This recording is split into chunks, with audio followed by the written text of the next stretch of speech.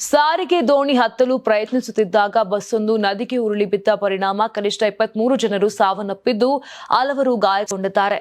ಈ ಘಟನೆ ಬಾಂಗ್ಲಾದೇಶದ ನೈಋತ್ಯ ಜಿಲ್ಲೆಯ ರಾಜ್ಬರಿಯಲ್ಲಿ ದೌಲಾಡಿಯಾ ಟರ್ಮಿನಲ್ನಲ್ಲಿ ಸುಮಾರು 5 ಗಂಟೆಗೆ ಈ ದುರಂತ ನಡೆದಿದೆ. ಕೆಲವರು ಈಚಿಕೊಂಡು ದಡ ಸೇರಿ ಪ್ರಾಣಾಪಾಯದಿಂದ ಪಾರಾಗಿದ್ದಾರೆ. ಸುಮಾರು 40 ಪ್ರಯಾಣಿಕರನ್ನ ಹೊತ್ತಿದ್ದ ಬಸ್ ರಾಜ್ಬರಿಯಿಂದ 128 ಕಿಲೋಮೀಟರ್ ದೂರದಲ್ಲಿರುವ ಢಾಕಾಗೆ ಹೋಗ್ತಿತ್ತು.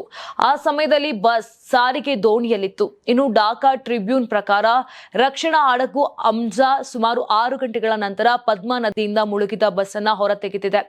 ರಾತ್ರಿ 11:15 ಸುಮಾರಿಗೆ ವಾಹನದ ಒಂದು ಭಾಗ ಗೋಚರಿಸಿದೆ ಮತ್ತು ರಾತ್ರಿ 11:30 ಹೊತ್ತಿಗೆ ಹಡಗಿನ ಕ್ರೇನ್ ಬಳಸಿ ಇಡೀ ಬಸ್ ಅನ್ನ ಮೇಲಕ್ಕೆತ್ತಲಾಗಿದೆ. ಮಾಧ್ಯಮಗಳೊಂದಿಗೆ ಮಾತನಾಡಿದ ಪೊಲೀಸ್ ಇನ್ಸ್ಪೆಕ್ಟರ್ ರಸೆಲ್ ಮೊಲ್ಲಾ, ರಾತ್ರಿ ಆಗಿದ್ದರಿಂದ ರಕ್ಷಣಾ ಕಾರ್ಯಾಚರಣೆಯನ್ನ ಸ್ಥಗಿತಗೊಳಿಸಲಾಗಿದ್ದು ಬೆಳಗ್ಗೆ ಮತ್ತೆ ಆರಂಭವಾಗಿದೆ. ನಾವು ಇಲ್ಲಿಯವರೆಗೆ 23 ಮೃತ ದೇಹಗಳನ್ನ ಪತ್ತೆ ಹಚ್ಚಿದ್ದೇವೆ. ಇನ್ನೂ ಕೆಲವರು ಕಾಣೆಯಾಗಿರುವ ಸಾಧ್ಯತೆ ಇದೆ. ವಿವಿಧ ಪಡೆಗಳು, ಅಗ್ನಿಶಾಮಕ ಸಿಬ್ಬಂದಿ, ನೌಕಾಪಡೆ, ಪೊಲೀಸರು ರಕ್ಷಣಾ ಕಾರ್ಯದಲ್ಲಿ ಭಾಗಿಯಾಗಿದ್ದಾರೆ. ರಾಜ್ಬರಿ ಜಿಲ್ಲಾಡಳಿತ ಅಧಿಕಾರಿಗಳ ಮಾಹಿತಿಯಂತೆ ಪ್ರಧಾನಿ ತಾರಿಕ್ ರೆಹಮಾನ್ ಘಟನೆ ಬಗ್ಗೆ ಸಂಪೂರ್ಣ ಮಾಹಿತಿ ಪಡೆದುಕೊಂಡಿದ್ದು ತನಿಖೆಗೆ ಆದೇಶವನ್ನ ಕೊಟ್ಟಿದ್ದಾರಂತೆ. ನೀವು ಸಣ್ಣ ಆಗ್ಬೇಕಲ್ವಾ? ಅದು ಒಂದು ಉತ್ತಮ ಆಹಾರದಿಂದ ಸಣ್ಣ ಆಗ್ಬೇಕಲ್ವಾ? ಪ್ರತಿದಿನ ನಮ್ಮ ಜೀನಿ ಸ್ಲಿಮ್ ನ ಯೂಸ್ ಮಾಡಿ ಯಾವುದೇ ಸೈಡ್ ಎಫೆಕ್ಟ್ ಇಲ್ದಂಗೆ ನೀವು ಸಣ್ಣ ಆಗ್ತೀರಾ.